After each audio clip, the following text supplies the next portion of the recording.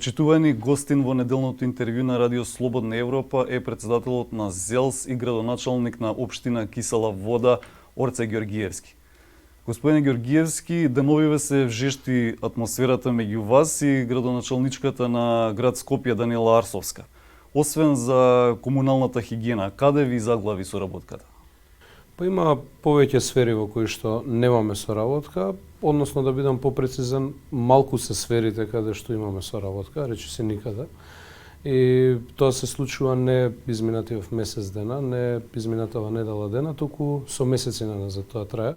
Ние практично имаме блокада активна на секое поле од страна на градот Скопје и јавните предпријатија и целата ситуација, знаете и самите, кулминираше вечерта кога ние практично влеговме да завршиме работата како градоначалници од скопските општини на оние кои што треба да си ја завршат работата, а ја немаа завршена работата. Наидовме на неразбирање од нивна страна и место да кажат благодарам за тоа што влеговме во коштец со проблемот, откако неколку дена се таложеше отпад по главниот град, по улиците, нашите граѓани, нивното здравје беше ставено во ризик. Ние добивме блокада вечерта во доцните часови пред јавното предпријатие Дрисла, а подоцна се соочивме нели со оние би рекол несмасни изјави од нивна страна и за тоа дека ќе казнувале Кисела Вода како општина и општина Сопиште за тоа што сме одложиле дел од отпадот пред Дрисла. Рековте дека нема да го платите. Па нема основ да го платиме од повеќе аспекти. Главниот аспект е тоа што инспекторите на град Скопје го имаат пречекорено своето овластување, односно постапуваат, ги тераат да постапат на територија која што не е нивна надлежност, па вчера во Бунило дури пробаа да се извадат дека имале објект, односно јавното предпријатие Дрисла дека било собственост на градот Скопје. Тоа значи дека ако ние како општина Кисела Вода имаме некој одмаралиште или објект во Велес, јас би можел со инспекцијата да постапам во градот Велес, што говори за тоа колку не си ги познаваат овластувањата, не ги познаваат законите, но и не за жал не знаат со која територија администрираат во Скопје, односно која е територијата на градот Скопје, што вака е фрапантно за мене. Вие баравте да се расформира комунална хигиена, да ви се дадат ингеренциите и механизацијата вам. Точно. Колку тежи бизнисот со собирање на комунален смет? Видете, за мене е ирелевантно колку тежи бизнисот со собирање на смет и кој е во тој бизнис. За мене е многу важно кога ќе излезам на улица, прво гледката која што не обкружува да биде пријатна за гледање. Второ, да бидеме експедитивни и експресно да се спроведуваат постапките за почиста животна средина. Знаеме дека ако во Скопје се направи анкета денес, втора тема во градот е хигиената. А на хигиената многу малку се внимава.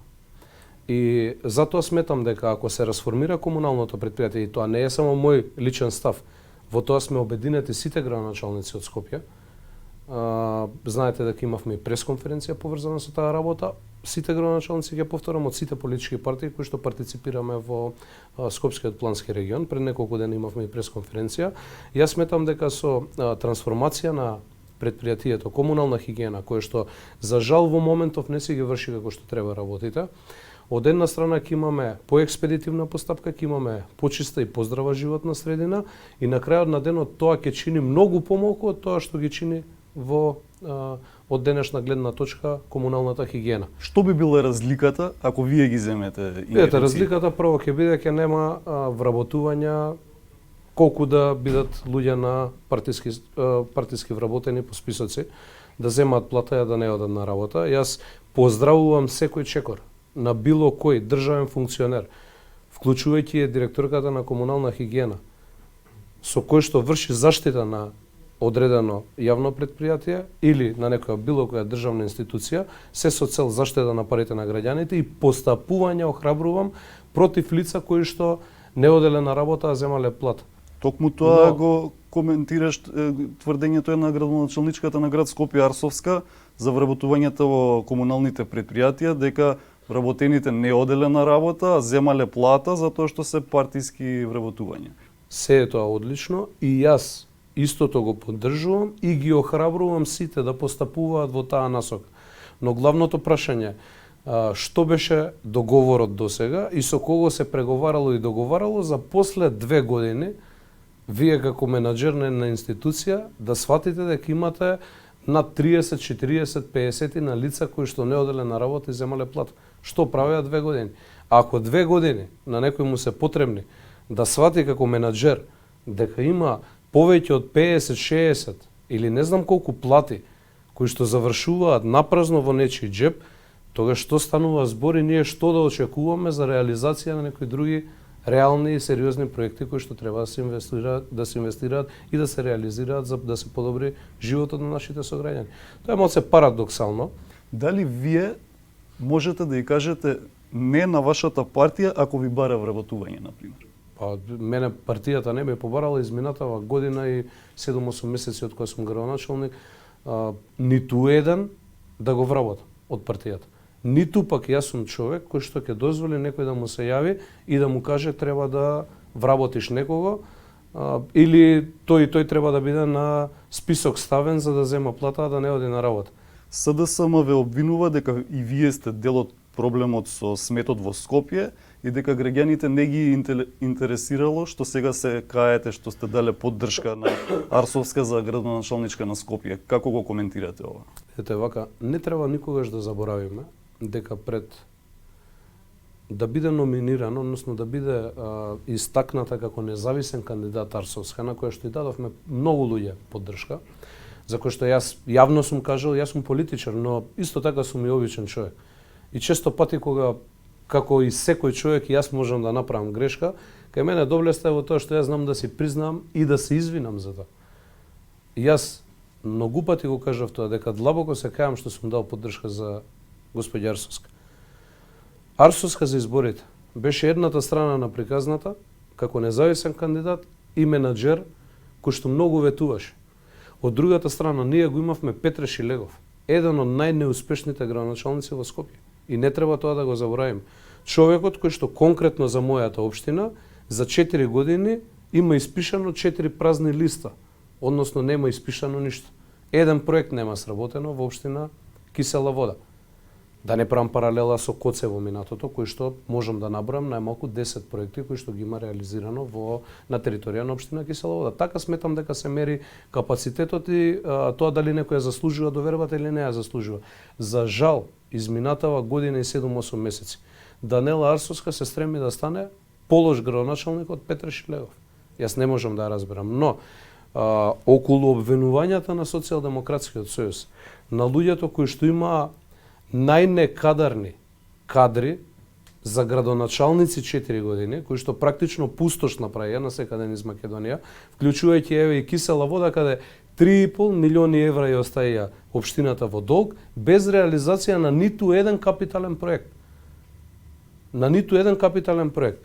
Во услови кога и асистираат на Данела Арсовска, а тоа го видовме со асистенција на МВР вечерта кога беа вадени камиони од комуналната хигиена поради паниката што ги фати дека некој друг ќе им ја сработи работата, а јавноста би ги осудила за тоа. Гледаме дека вчера јас доживеав напад од Социјалдемократскиот сојуз поради тоа што јас ја нападнав, односно ја кажав вистината за Данела Арсовска и за тоа дека излегува од овластувања, ги втурнува своите инспектори во лоша состојба од која што ќе треба да одговараат утреден. Во врска со Расадник, таму беше стопирано градењето, до каде е работата, односно дали целосно се откажавте од градење во Расадник? Видете, за Расадник, јас согласно и ветувањата мои во кампањата, кажав дека ќе се креира детален урбанистички план по волја на граѓаните, по пат на меѓународен конкурс за избор на идејно решение. Иако многумина во кампањата сметаа дека тоа го говорам декларативно и се декларативни мои заложби и дека нема истото да биде реализирано по изборите, јас докажав како и за останатиот дел од моите ветувања пред изборите дека и тука сум со конзистентен став, но и цврсто стојам на она што сум го дал како ветување пред моите сограѓани. Во тек е меѓународен конкурс за избор на идејно решение. Мислам дека рокот му е до крајот на септември. Има формирана комисија во која што партиципиенти се најстручните лица од фелата на урбанизмот во Република Македонија, почнувајќи од господин Мишко Ралев, Огнен Марина, професорот и останати, но имаме и представници, мислам дека од Италија беше еден од архитектите кој што е представник во жирито. Целата постапка се води под покровителство или раката врз целиот процес има стајано и UNDP, што е многу важно за мене, но партиципираат и во телото собственици на плацеви, кои што имаат таму, затоа што не е тоа целосно државна собственост, околу некаде околу 80% е приватна собственост, и партиципираат граѓани кои што беа во минатото дел од протести кои што се организираа таму, едно тело Расаник за можности. Така да, јас како што ветив, сите учествуваат во процесот, освен јас. Јас сум иземен на страна и ќе оставам најтранспарентно да се одвива овој процес. Мене ми е многу важно, и јас живеам во Расаник, ми е многу важно што спречив прво една катаклизма да се случи таму. Од 99 висококатници кои што беа планирани, тоа ми е вака најдраго, а за понатаму верувам дека ќе се избере некој идејно решение кое што ќе биде, како што и меѓународниот конкурс, пример за тоа дека можеме транспарентно и честно да функционираме во државата како општина. Мислам дека и изборот на идејно решение во перспектива би бил некое решение со кое што ќе се гордеам јас како градоначалник, сите наши сограѓани таму, но и целата јавност. Тоа е, до пример, парк или нешто слично? Видете, изборот ќе зависи од идејните решенија кои што ќе стигнат до комисијата. Може да стигнат најразлични видови на предлози за идејни решенија. Дали ќе биде парк, дали ќе биде, таму мораме да имаме ние образовни институции, тоа не е ставено во начелата кои што мора да ги исполнуваат како услови за да партиципираат. Значи неопходен ни е еден соборен храм, ние во Кисела Вода немаме соборен храм, знаете и самите. Имаме неколку цркви, но соборен храм немаме голем. Неопходна ни е градинка таму, на тој потек. Неопходно ни е, таму се наоѓа, има земјоделски факултет и земјоделскиот институт простор, неопходно ни е високо образование да се предвиди, основно образование и уште многу други работи кои што се од јавен интерес, кои што верувам дека ќе бидат опфатени таму. Дали во ЗЕЛС ќе биде отворена некаква постапка за градоначалникот на Струга Мерко, откако беше ставен на црната листа на САД? Видете, ние не сме тело кое што може да отвори постапка. Ние на наредната седница ќе разговараме на оваа тема, но што е суштината? Рамис Мерко не е член на управен одбор на ЗЕЛС.